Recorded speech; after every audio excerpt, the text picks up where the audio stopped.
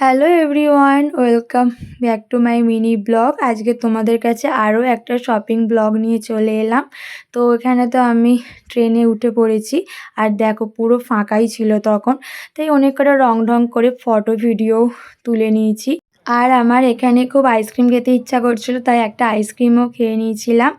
আর এখানে দেখো ট্রেন ছেড়েও দিয়েছিল। আর এই যে আমরা এসে গেছি শিয়ালদা মেট্রো স্টেশনে। এখান থেকে আমরা যাব এসপ্ল্যানেডে। আর এদিকে দেখো, বলতে বলতে তো আমরা নিউ মার্কেটে এসেও গেছি। আর এখানে তো 30 টাকার অনেক ইয়াররিংস বিক্রি হচ্ছিল, এগুলোই সব থেকে বেশি ভালো লাগে। আর এদিকে এটা যে একটা ঝুমকার দোকান, কত রকমের ঝুমকা কালেকশান। এখান থেকে আমি একটা ঝুমকা কিনেছি।